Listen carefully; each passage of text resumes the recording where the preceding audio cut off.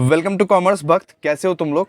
हम लोग 2018 का पेपर ऑलरेडी सॉल्व कर लिए हैं। अभी 2017 का पेपर हम लोग सॉल्व करने जा रहे हैं, जो कि प्रिंसिपल ऑफ मैनेजमेंट का है। ठीक है, 2017 का पेपर अभी सॉल्व करेंगे हम लोग। सबसे पहले तो देखो, इसका भी ग्रुप ए है और ग्रुप बी है। ग्रुप ए में 20 मार्क्स है और ग्रुप बी में 60 मार्क्स का है। ठीक है, तो जैसे हम लोग सॉल्व किए थे वैसे ही हम लोग सॉल्व करेंगे। ज़्यादा हम लोग टाइम वेस्ट नहीं करेंगे, बहुत जल्दी जल्दी सॉल्व करेंगे। इसीलिए मैं बोल रहा हूँ कि प्लीज़ सब्सक्राइब कर दो। इतना मेहनत तुम्हारे लिए कर रहा हूँ, प्लीज़ ये चैनल को सब्सक्राइब कर दो। इसमें तुम्हारा ही बेनिफिट है, मेरा ज़्यादा नहीं बेनिफिट है, लेकिन तुम्हारा बेनिफिट है। ओके, चलिए स्टार्ट करते हैं, ज़्यादा वेट नहीं करते हैं। Who is the father of scientific management? सबसे पहले आंसर हो जाएगा FW टेलर। बहुत बार रिपीट हुआ है। अब नेक्स्ट वाला आइए, फटाफट से सॉल्व कीजिए। A function, A task, A discipline, all can be expressed by the word. Function, task, discipline सब में मैनेजमेंट ही काम आता है, तो मैनेजमेंट आंसर हो जाएगा। इसका आंसर क्या हो जाएगा? मैनेजमेंट है। तीसरा आइए, which of the following activity does not come under the jurisdictions of the activities of top level management to highlight the demand of the employees. इसका आंसर क्या हो जाएगा? To highlight the demand of the employees. Pause करो, देखो पूरा का पूरा question को, ऑप्शंस पढ़ो और देखो इसका आंसर क्या हो जाएगा? To highlight the demand of the employees. और मैं आशा करता हूँ, उम्मीद करता हूँ कि लगातार तुम ये वीडियो देख रहे हो, मतलब 2017, 18, 19 मैंने पूरा का पूरा सॉल्व किया है। उसके बाद प्रिंसिपल ऑफ मैनेजमेंट का एडिशनल MCQs क्वेश्चंस भी बहुत पहले ही मैंने अपलोड कर दिया, पार्ट 1 एंड पार्ट 2। पाँचों वीडियो को तुम अच्छे से देखोगे, ठीक है? 50-60% तो ऐसे ही फंस जाएंगे एग्जाम में, ठीक है? तो प्लीज़ और सब्सक्राइब करो। नेक्स्ट वाला देखो, which approach to the management emphasises managing people by understanding psychologically. Behavioural approach, psychologically of course understand करने में कौन सा हेल्प करता है? ऑफकोर्स बिहेवियरल अप्रोच, ठीक है? बिहेवियरल अप्रोच, ठीक है। आगे, first step of planning process. अच्छा, प्लानिंग कहाँ से स्टार्ट होता है? ऑब्जेक्टिव को सेट करना सबसे पहला प्रोसेस होता है। पहला स्टेप क्या होता है? ऑब्जेक्टिव को सेट करना। तो set an objective is the first step of planning process. Okay, next वाला देखो, which of the following does not belong to the goal oriented planning. सबसे पहले तो भाई ये derivative plan goal oriented planning में नहीं आता है। ये क्या सब, इसका करेक्ट आंसर क्या हो जाएगा? Option number D. Option number D में क्या लिखा हुआ है? ये डेरिवेटिव प्लान। नेक्स्ट वाला देखो, overall and strategic planning is done by top level management। overall is strategic planning is ये done by, अच्छा, ओवरऑल और स्ट्रैटेजिक प्लानिंग कौन करता है? बिल्कुल टॉप लेवल मैनेजमेंट करता है, ठीक है? नेक्स्ट देखो, strategic planning is a short term plan, long term plan, both A and B, या none of this. Strategic planning of course strategy बना रहा है तो लॉन्ग टर्म प्लान के बेस पे ही बनाएंगे ना, तो long term plan is the correct answer. Next वाला देखो, for the accomplishment of some common purpose by harmonious adjustment of specialised part of the concern is coordination. इसका आंसर क्या हो जाएगा? कोऑर्डिनेशन। इसका आंसर क्या हो जाएगा? Coordination. Authority always flows from, authority कहाँ से फ्लो होता है? ऑफकोर्स कौन देता है? Superior to subordinate. Answer is superior to subordinate. Superior subordinate को देता है ना। नेक्स्ट देखो, the departmentalisation can be created by function, by product, by process, या ऑल ऑफ दिस। फंक्शन से भी क्रिएट हो सकता है, प्रोडक्ट से भी क्रिएट हो सकता है, प्रोसेस से भी क्रिएट हो सकता है। Answer is all of this. The scientific management of subordinates that a manager can supervise effectively is called span of management. क्या हो जाएगा? Span of management. आंसर क्या हो जाएगा? स्पैन ऑफ मैनेजमेंट है। अब पढ़ो आगे, which of the following does not come under the purview of directing. Purview of directing मतलब कि डायरेक्टिंग के परव्यू में नहीं आता है। परफॉर्मेंस इवैल्यूएशन, परफॉर्मेंस इवैल्यूएशन तो डायरेक्टिंग काम नहीं है, डायरेक्टिंग का काम तो नहीं है परफॉर्मेंस इवैल्यूएशन, तो performance evaluation the correct answer. Which of the following does not belong to the importance of leadership. यहाँ पे क्या आंसर हो जाएगा? Helps in building physical power amongst the employees. Helps in building physical power among the employees, ठीक है? Which of the following belongs to the leadership style based on behaviour. Leadership style based on behaviour के लिए कौन सा leadership style को follow किया जाता है? कंटिन्यूम लीडरशिप, कंटिन्यूम लीडरशिप, ठीक है? बिहेवियर कंटिन्यूम लीडरशिप स्टाइल को फॉलो किया जाता है। बिहेवियर के लिए कंटिन्यूम लीडरशिप स्टाइल को फॉलो किया जाता है, ठीक है? आगे, in the field of management motivation is a part of directing. अबे भाई, डायरेक्टिंग में ही तो मोटिवेशन है ना, तो हमेशा डायरेक्टिंग करोगे तब ऑफकोर्स मोटिवेशन उसका पार्ट रहेगा, मोटिवेशन उसका पार्ट रहेगा, ठीक है? Hierarchy of needs theory is connected with the, hierarchy of needs कौन दिया था? 5 तो जो नीड्स था, बेसिक नीड्स था, फिर सेफ्टी नीड्स, सिक्योरिटी नीड्स, ये सब कौन दिया था? अब्राहम मॉस्लो ने क्या दिया था? Abraham Maslow is the correct answer. Early beginning, direct control, reciprocal relationship, group task, team spirit are the principle of coordination. ये सब सारे प्रिंसिपल किसके हैं? कोऑर्डिनेशन के। ये सब सारे प्रिंसिपल किसके हैं? कोऑर्डिनेशन के। ठीक है, आगे पढ़ो। विच theory assumes that people are naturally lazy and will avoid work and responsibility if possible? Theory X is the correct answer. Theory X is the correct answer. Theory X is the correct answer. अब देखो, motivation hygiene theory कौन दिया था? हेजबर्ग ने दिया था। Motivation hygiene theory कौन दिया था? हेजबर्ग ने दिया था। अब देखो, ग्रुप बी पहुंच गए, लेकिन तुमने अभी तक चैनल को सब्सक्राइब नहीं किया। भाई क्या कर रहे हो? क्या कर रहा है तू? भाई चैनल को सब्सक्राइब कर जल्दी से। ऐसे ऐसे वीडियोस चाहिए कि नहीं? सेम 2 भी आने वाले हैं, 3 भी आने वाले हैं, 4 भी आने वाले हैं, 5 भी आने वाला है, 6 भी आने वाला है। तो ये पाँचों के पाँचों सेम में अच्छे कंटेंट तुमको चाहिए कि नहीं चाहिए? सब्सक्राइब कर, लाइक कर, शेयर कर, अपने दोस्तों के साथ शेयर तो ज़रूर कर। ठीक है, चलो ग्रुप बी आओ।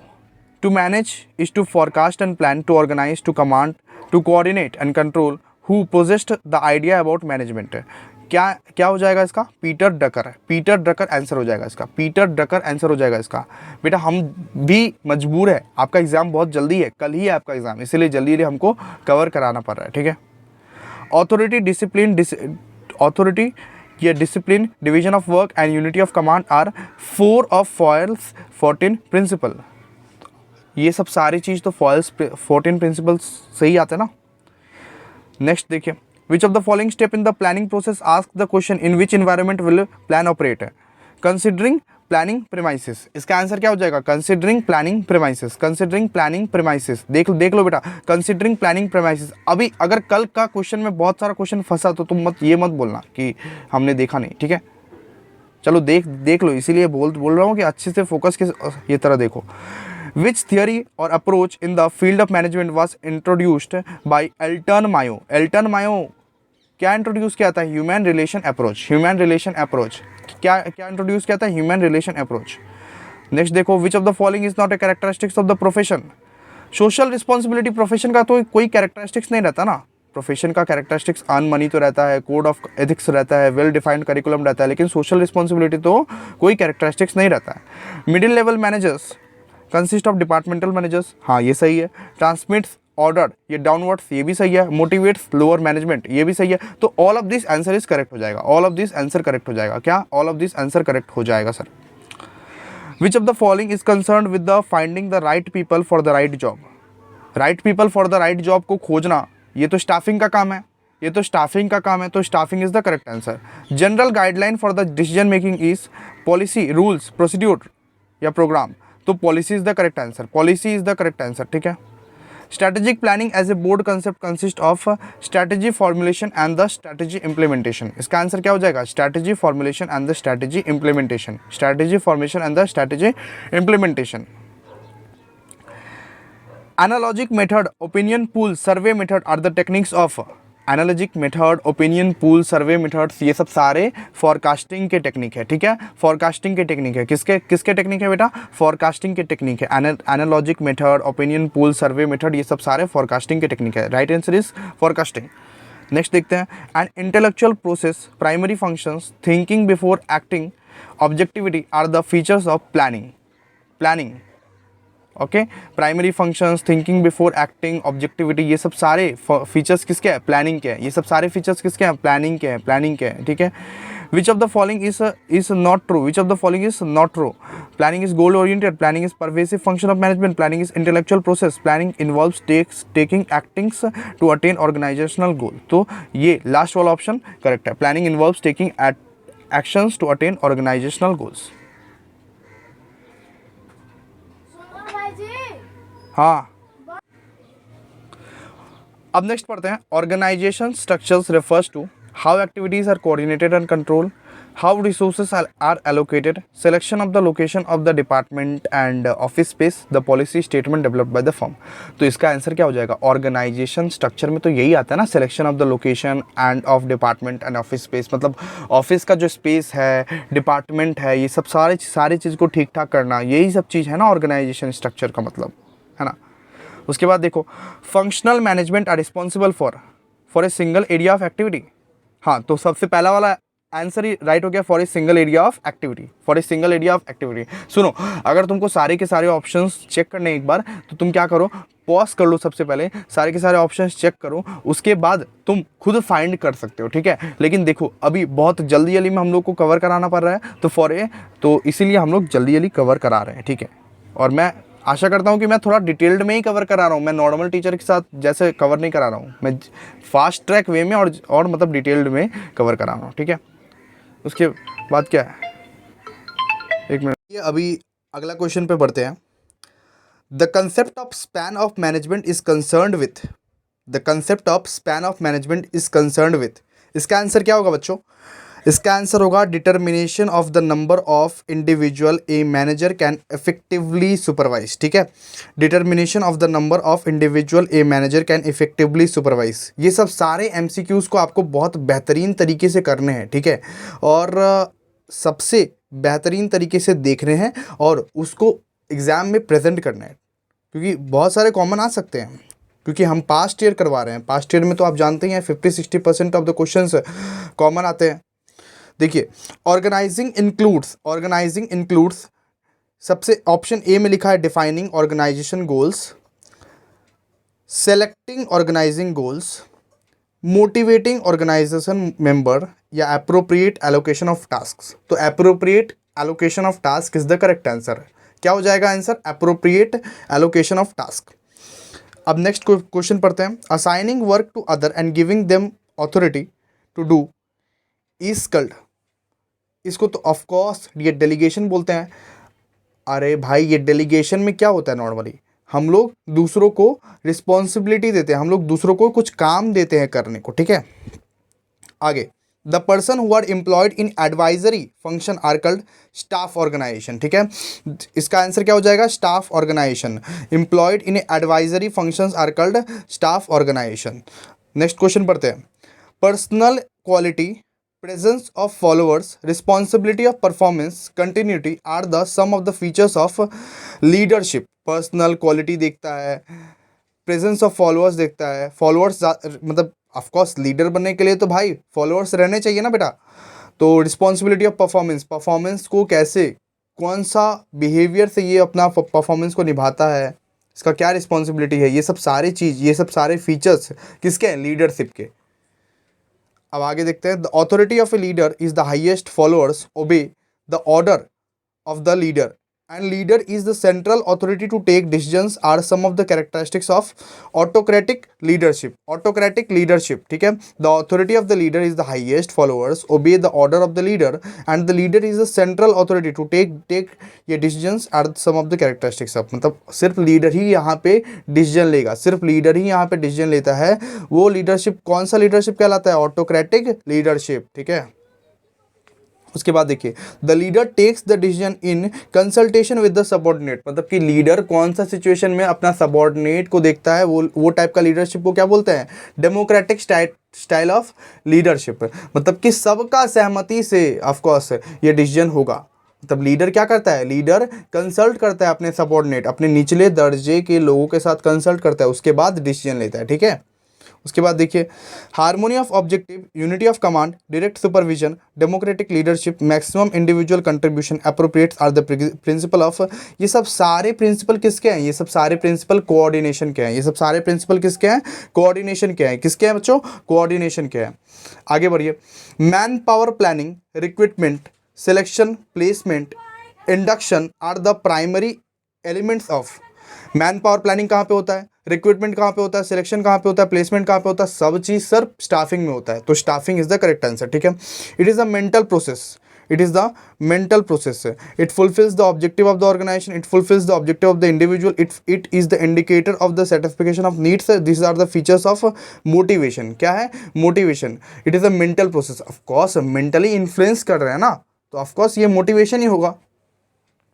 इससे क्या होता है? ऑफकोर्स बंदा मोटिवेट होकर ऑब्जेक्टिव ऑफ द ऑर्गेनाइजेशन को फुलफिल करता है, objective of the individual fulfil होता है, indicator of the satisfaction of needs होता है, ठीक है। चलिए आगे। Internal, external, horizontal, vertical, substantive, procedural are the example of coordination. Coordination क्या होगा? कोऑर्डिनेशन। आगे, policy verification, foundation of future work, removal of managerial weakness, उसके बाद ये provision for corrective actions are the example of control. Answer क्या होगा? Control. Policy verification होता है उसमें। फाउंडेशन ऑफ फ्यूचर वर्क मतलब फ्यूचर वर्क कैसे होने वाला है। रिमूवल ऑफ मैनेजरियल वीकनेस, ये उसके बाद ये provision for corrective action are the function of control. उसके बाद देखिए, अब देखिए प्लीज़ सब्सक्राइब कर दो। अब बोलना नहीं पड़ेगा यार, प्लीज़ लाइक करो, सब्सक्राइब करो। मैं देखता हूँ कि व्यूज़ बहुत अच्छे खासे आ रहे हैं आजकल, कि 1K व्यूज़ आ रहे हैं, लेकिन तुम लोग लाइक नहीं कर रहे हो, तुम लोग शेयर नहीं कर रहे हो अपने दोस्तों को। ऐसा भी मत करो यार। अगर बेनिफिट मैं दे रहा हूँ, प्रोवाइड कर रहा हूँ इतना अच्छा बेनिफिट, पास्ट ईयर क्वेश्चंस तुमको ऐसे बोल के सॉल्व करवा रहा हूँ, तो तुम ऑफ कोर्स ये क्या करो, शेयर करो अपने दोस्तों के साथ। उसके बाद क्या है? Which of the following does not belong to tradition cost technique. इसका आंसर क्या हो जाएगा? Critical path method. Critical path method में ही तो आता है ना traditional control techniques. Traditional control techniques नहीं आता है, ये पाथ मेथड्स में नहीं आता है ये ट्रेडिशनल कंट्रोल टेक्निक्स। ठीक है, चलिए। Which organization structure is generally followed by big steel plant? Which organizational structure is generally followed by big steel plant? इसका ऑर्गेनाइजेशन हो जाएगा ऑफ कोर्स, इसका आंसर हो जाएगा फंक्शनल ऑर्गेनाइजेशंस। इसका आंसर हो जाएगा फंक्शनल ऑर्गेनाइजेशन। ठीक है, last question. Hawthorne experiment are related to human relation approach. Human relation approach, इसका आंसर क्या हो जाएगा? Human relation approach. ठीक है, तो देखिए हमने सारे के सारे 2017 के कंप्लीट कर लिए। ठीक है, 2017 और 2018 के पास्ट ईयर कंप्लीट कर लिए। MCQ पार्ट 1, ब्रह्मास्त्र MCQ पार्ट 1 आ गया, पार्ट 2 आ गया। आप अभी तक 4 वीडियोस नहीं देख रहे हो तो क्या कर रहे हो? प्लीज़ इसको देख लेना एक बार, चैनल को सब्सक्राइब करो, लाइक करो, शेयर करो। ठीक है, अभी 2019 का भी आपके पास आ जाएगा। ठीक है, तो ये फुल फ्लेज तैयारी प्रिंसिपल ऑफ मैनेजमेंट का मेरी तरफ से।